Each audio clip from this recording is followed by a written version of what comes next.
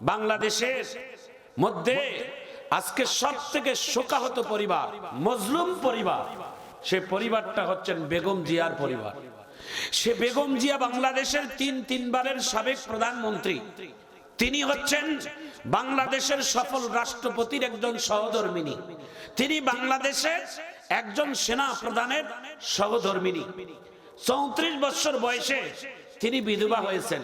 আমাদের দিনাজপুরে বাড়ি, বালুবাড়িতে তার বাড়ি। তাকে ছোট্টবেলায় পুতুল বলে ডাকতো। এই ছোট্টবেলার থেকে সুন্দর ছিল। ভাইজান আমার, বন্ধুগণ আমার, এই দুই সন্তানের জননী আজকে তিনবারের বাংলাদেশকে শাসন করে। আজকে এক সন্তান তিনার হায়াতের জিন্দিগিতে, ছোট সন্তান নাম তার কোকো, হায়াতের জিন্দিগিতেই তিনি মৃত্যুবরণ করছেন। একটা মা বাবা যদি সন্তানের মৃত্যু মুখ দেখতে হয়, এটা ওই মা বাবা ছাড়া তার বেদনা আর কারো বলতে পারবে না, কেউ বলতে পারবে না। একটা মা বাবার বেদনাতে কত দামি কষ্ট হয়। যে মা বাবা তার সন্তানের মরা মুখ দেখা লাগে, মৃত্যুর আগ পর্যন্ত এই মায়ের বুকের মধ্যে একটা দাগ লেগে থাকে। এই দাগ পৃথিবীর কোন মেডিসিন দিয়ে মিটানো সম্ভব হবে না। একটু চিৎকার দিয়ে ধরে বলুন ঠিক কেনা? আজকে দুঃখের সহিত সেই ঘটনাটা আমি বলবো। বাংলাদেশের তিনবারের সাবেক প্রধানমন্ত্রীর সন্তান জনাব তারেক রহমান এই মাত্র কিছুদিন আগে বাংলাদেশে ঢুকছে, জনপ্রিয়তা নিয়ে বাংলার জমিনে কাজ করেছে। আজকে তিনি সব থেকে বড় অসহায় মজলুম হয়েছে। দল যে পারেন সেই করেন। একটা পরিবার, তার কষ্ট, তার যন্ত্রণা, একজন মুসলমান আর একজন মুসলমানের বিপদে দাঁড়ানো, এটা মুসলমানের দায়িত্ব। আল মুসলিম আখুল মুসলিম। একজন মুসলমানের আরেকজন মুসলমানের ভাই তো। একজন মুসলমানের বিপদে আরেকজন মুসলমানের দাঁড়াবে, এটাই মুসলমানের কাজ। আজকে মজলুম নেতা তারেক রহমানের মা, বাংলাদেশের তিনবারের সাবেক প্রধানমন্ত্রী, দুনিয়া থেকে চলে গেছেন ভোর 6টায়।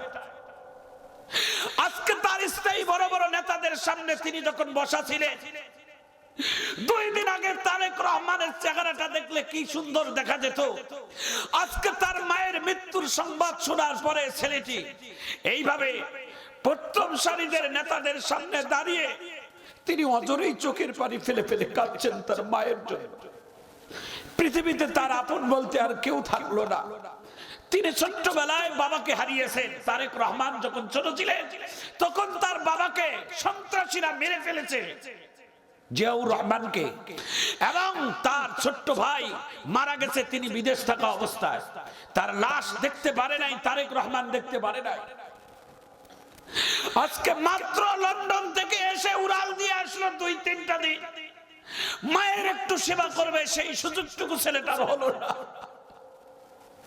আজকে অজরে তিনি কাঁদছেন মায়ের জন্য।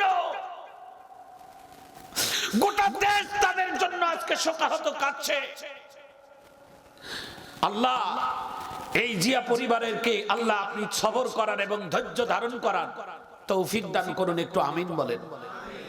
ভাইজান আমার, বন্ধুগণ আমার, একজন মুসলমান আর একজন মুসলমানের ভাই, আল্লাহ আপনি আমাদের প্রতি রহম করুন, আমার দেশের প্রতি রহম করুন।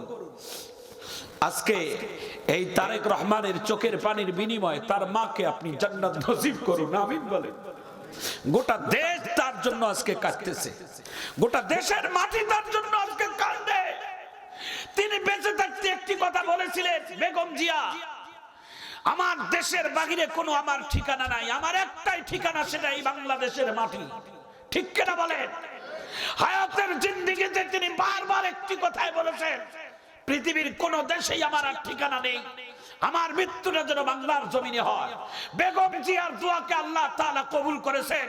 বেগম জিয়া মৃত্যুর আগেও তাকে লন্ডনে নিয়ে যাওয়ার জন্য, সিঙ্গাপুর নিয়ে যাওয়ার জন্য সমস্ত ইন্তজাম রেডি হয়েছে, কিন্তু বেগম জিয়ার শারীরিক কুলাই নাই বলে তাকে বিদেশের মাটিতে নিয়ে যায় নাই।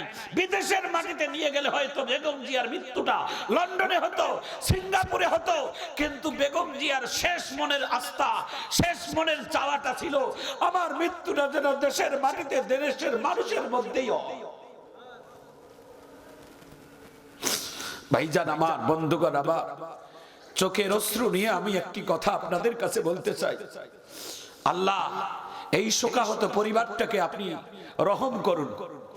আয় আল্লাহ তারেক রহমানকে আয় আল্লাহ আপনি সুস্থতার নিয়ামত দান করুন। এই সন্তানটা সব থেকে বাংলা ধর্মীর সব থেকে এতিম হয়ে গেল, তার আপন বলতে আর কেউ নেই। মা হারিয়েছেন, বাবা হারিয়েছেন, ছোট ভাই হারিয়েছেন, তার মা পৃথিবীতে একটা ছায়া ছিল। পৃথিবীতে যার বাবা থাকে তার মা থাকে, পৃথিবীতে আর তার কিছুই দরকার হয় না ভাই। আল্লাহ আমাদের সবাইকে সবর করার তৌফিক দান করুন। একটু চিৎকার দিয়ে জোরে কোন আল্লাহু আকবার। ভাইজান আমার, বন্ধুগণ আমার, ছোট্ট করে একটি পরিচয় দিয়ে দেই। এই কোরআনের, যেই কোরআনের মাহফিল শোনার জন্য আমরা এসেছি, আপনি আমি কোরআনকে প্রশ্ন করি, কোরআন আপনার পরিচয়টা কি? আপনি কোরআন তোমার পরিচয়টা একটু জানিয়ে দাও। কোরআন উত্তর দিচ্ছে আয়াতগুলো যখন বলবো হাত উঁচু করে আল্লাহু আকবার বলবেন। বাল হুয়া কুরআনুম মাজিদ।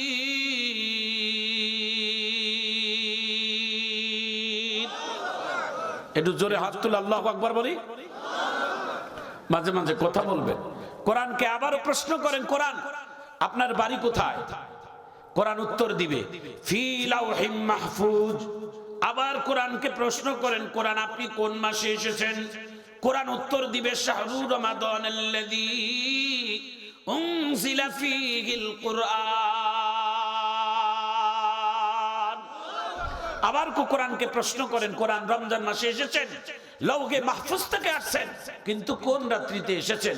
কোরআন এটা উত্তর দিবে ইন্না আনজালনাহু ফি লাইলাতিল কদর ওয়া মা আদরাকা মা লাইলাতুল কদর। কোরআন লাইলাতুল কদরের রাত্রিতে নাজিল হয়েছে। আবারও কোরআনকে প্রশ্ন করেন, কোরআন আপনি এই পৃথিবীতে আসার কারণটা কি বলবেন? আপনার উদ্দেশ্যটা কি? প্রত্যেকটা জিনিসের উদ্দেশ্য আছে না নাই? জোরে বলেন আছে না নাই? মানুষ বানানোর উদ্দেশ্যটা কি? আল্লাহ মানুষ বানানোর উদ্দেশ্যটা হচ্ছে ওমা খলাকতুল জিন্না ওয়াল ইনসা ইল্লা লিয়াবুদুন।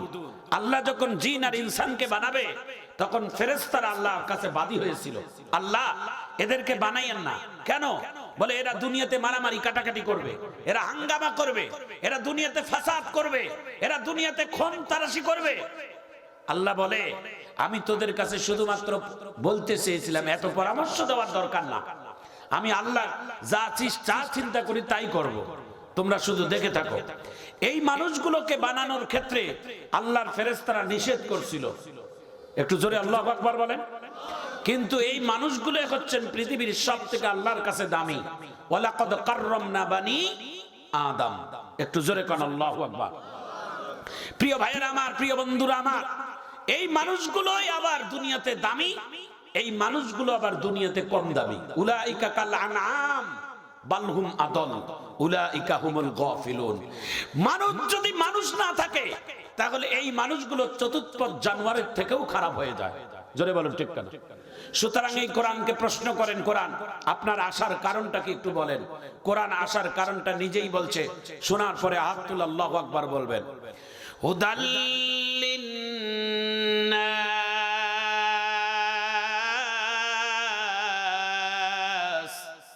হুদাল লিল মুত্তাকিন।